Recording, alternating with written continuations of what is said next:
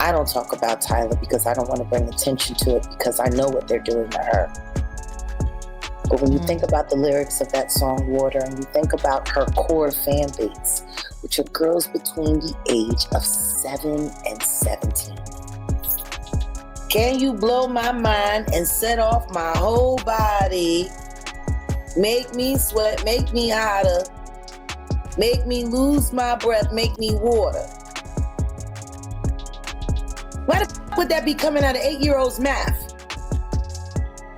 And dancing and gyrating and trying to get a bump, bump, bump. Because that's all those kids that are watching her are doing. That's all they're doing.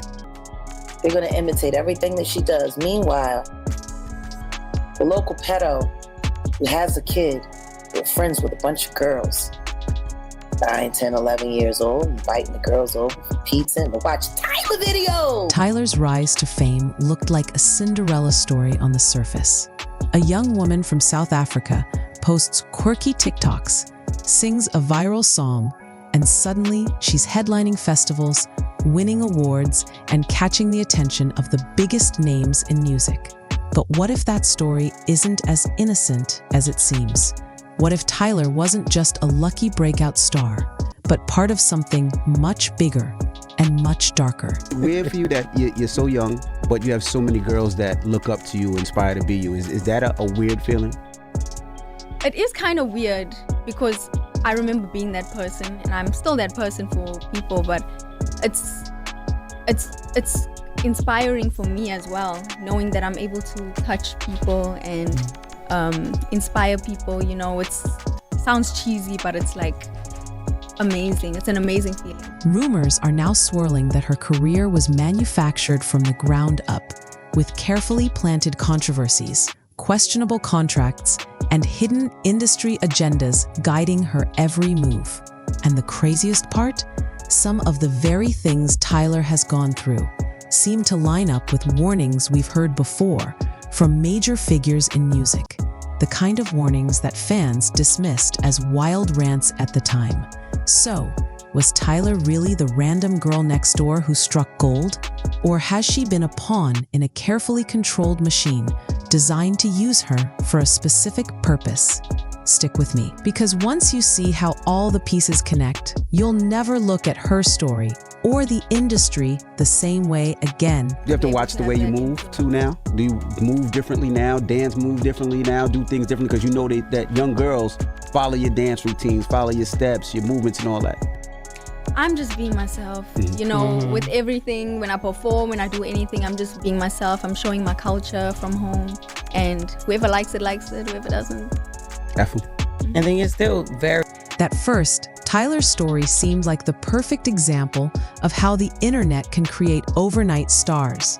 Clips of her on TikTok went insanely viral, sometimes for funny, awkward reasons, other times because of lyrics that were bold enough to make people stop scrolling.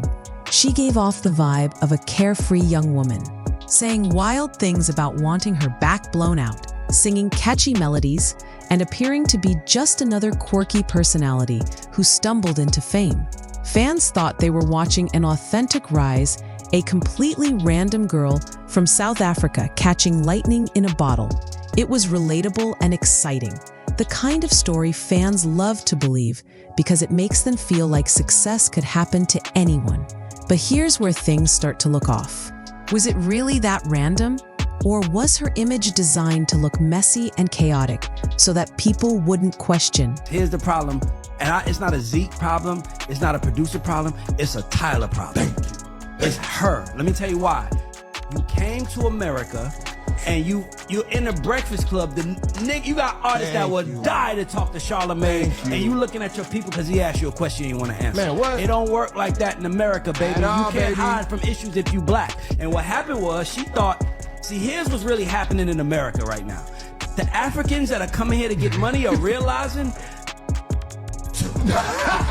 what's happening is white people in the music industry bought in our African cousins. Yup. Like, since y'all listen, I'm gonna bring in these y'all African cousins because they look alike to everybody, but they ain't got that sauce. They don't got it.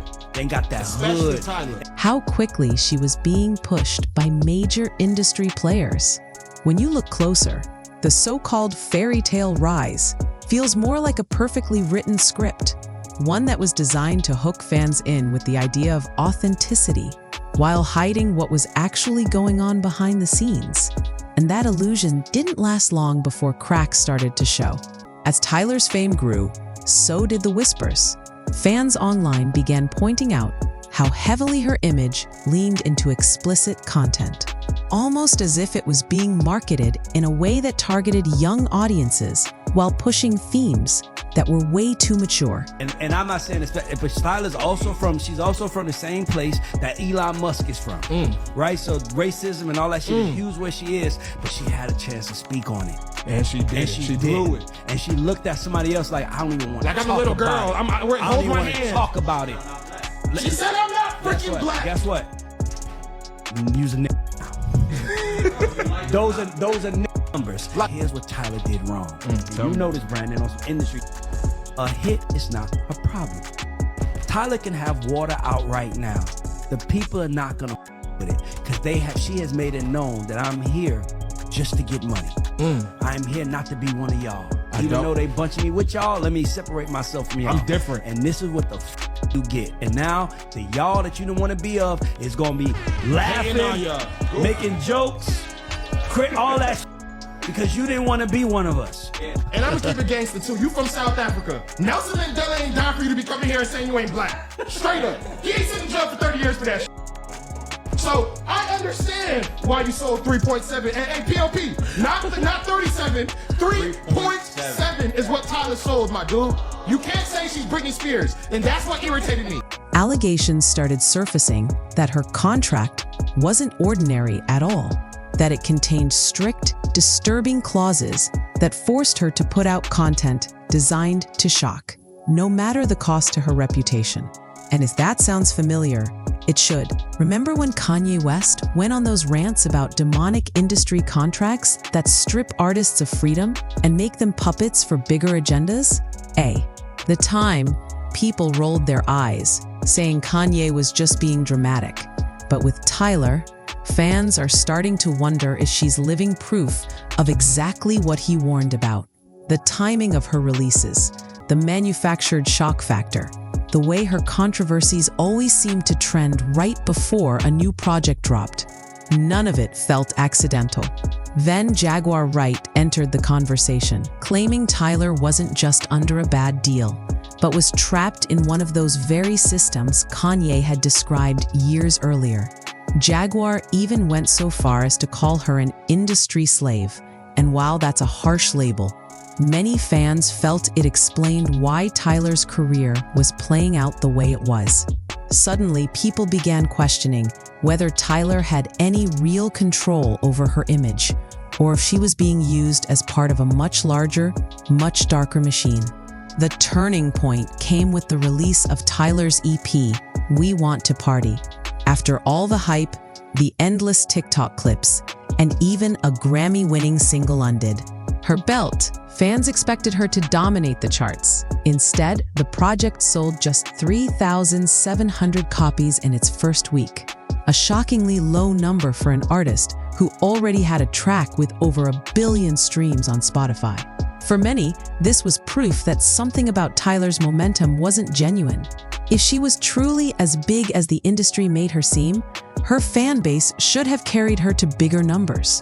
The disappointment was immediate, and the backlash was brutal. Fans began to openly mock her online, calling her a flop, and even suggesting her career was already over before it had truly begun.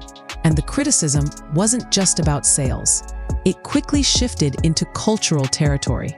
Many Black American listeners claimed that Tyler never truly connected with them, and that her attempts to gain acceptance felt shallow at best.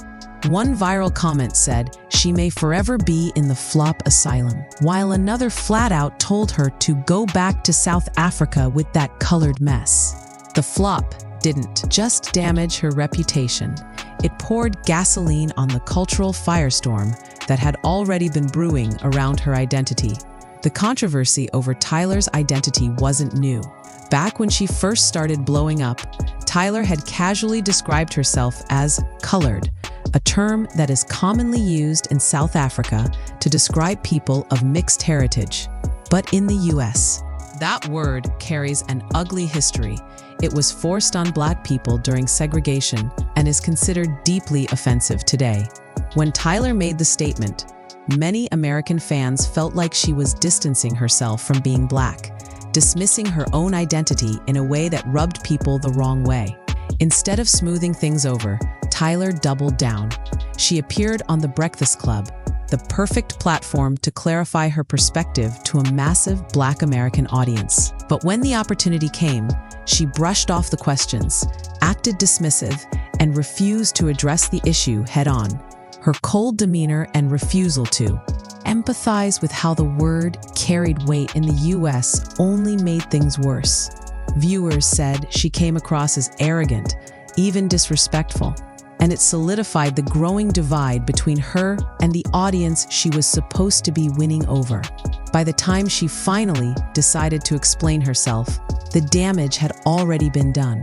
Her explanation that colored had cultural significance in South Africa and wasn't meant to be offensive felt too late to many, especially since she continued to insist on using the label. What could have been a small misunderstanding spiraled into a cultural clash that left her even more isolated from the fans she needed the most. When Tyler finally opened up about her identity, her words gave insight into just how complicated her upbringing in South Africa really was. She explained that in her country, segregation wasn't just a thing of the past. It shaped entire communities. A word, but part of her lived reality. All my life, she said, I knew I was Black, but I also knew I was colored. To Tyler, it wasn't a contradiction. It was her identity, layered and complex. And in her mind, being both was possible. She described how confusing it was when she came to America and was suddenly told she couldn't use that label anymore. It left her questioning where she fit in. So what am I then? She asked. Tyler's frustration came from feeling like no matter how much she explained her culture, people in the US chose not to understand. She believed that those who cared enough to learn would see her perspective, and that was enough for her. But while her words painted a picture of someone trying to reconcile two worlds, many fans still weren't convinced. Instead of empathy, they saw defensiveness. Instead of openness, they saw stubbornness. Her cultural identity, instead of bridging a gap, had become a wedge that kept audiences divided. And just as the conversation was starting to quiet down, Jaguar Wright jumped in with claims that shifted the focus from misunderstanding to something far more sinister. Jaguar Wright's comments changed the entire tone of the conversation around Tyler. Instead of framing her as a misunderstood artist navigating cultural differences, Jaguar claimed Tyler was an industry puppet with a carefully constructed image designed to appeal to children. According to Jaguar, Tyler's soft, innocent aesthetic was a disguise used to mask explicit lyrics, slipping them into the minds of young fans. And the reason Tyler was chosen for this role, Jaguar claimed, wasn't random. She alleged that Tyler's petite body type made her appear younger than she really was, creating a disturbing crossover appeal that pulled in teenagers while also attracting attention from older, predatory audiences. Jaguar didn't stop there. She compared Tyler's situation to the late Aaliyah, claiming that once the industry was done exploiting her, she'd be discarded just like others before her. These explosive accusations spread quickly online, and because they lined up with Tyler's declining numbers, her viral controversies, and her sudden backlash, many fans felt like Jaguar might actually be telling the truth. Whether fair or not, her words turned Tyler's story from a tale of cultural misunderstanding into one of manipulation and exploitation, leaving fans to wonder if her entire career was just a front for something darker happening behind the curtain. As the allegations spread, Tyler's fan base became increasingly divided. On one side, loyal fans praised her music and defended her as an artist with raw talent who was being unfairly targeted. They pointed to her viral songs, her Grammy recognition, and her undeniable stage presence as proof that she was more than the conspiracy theories made her out to be. On the other side, skeptics saw too many red flags to ignore. They questioned why her sales didn't match her supposed level of fame, why her controversies always seemed to go viral at suspiciously convenient times, and why she was being linked to some of the most powerful and controversial figures in the music industry. Rumors even spread that she could be deported back to South Africa if her career stalled in the US, with fans speculating that the only thing keeping her stateside was the momentum of her music. For some, this looked like the beginning of the end, another case of the industry building someone up quickly, only to tear them down once the hype faded. For others, it was proof that Tyla was being unfairly picked apart and misunderstood. Either way, the divide only made her story more controversial, pulling more eyes into the drama and fueling endless debates online. The more fans compared Tyla's journey to other artists, the more unsettling patterns they noticed. Some pointed to Lil Nas X, whose meteoric rise was fueled by massive industry support and non-stop controversy, only for his momentum to suddenly slow once the industry had gotten what it wanted from him. Tyla's trajectory looked eerily similar. Viral TikTok hit, Grammy recognition, massive hype, and then a steep decline into public backlash, poor sales, and endless rumors about what was really happening behind the scenes. To make matters worse, people began dissecting her lyrics, questioning if they carried hidden messages or darker undertones that audiences weren't supposed to notice. What once felt like fun, catchy pop songs were now being called mantras with unsettling themes. And when fans connected this to her alleged links with powerful executives known for manipulating young talent, the conspiracy theories only grew louder.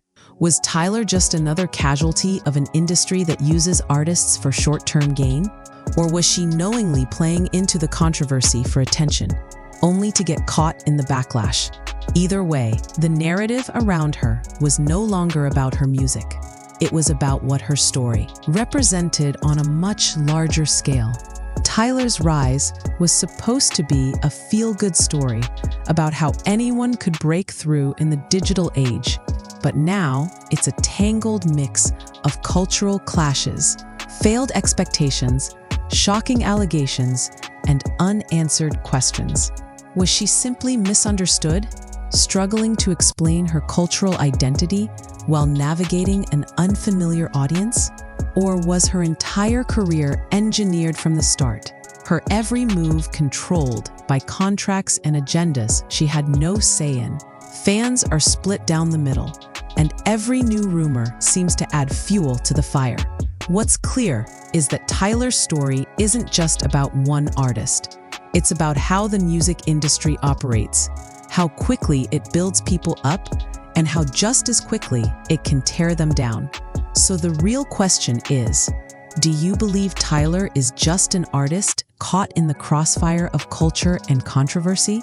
Or do you think she's living proof of a much darker machine running? The music world from the shadows. One thing's for sure, this debate is far from over.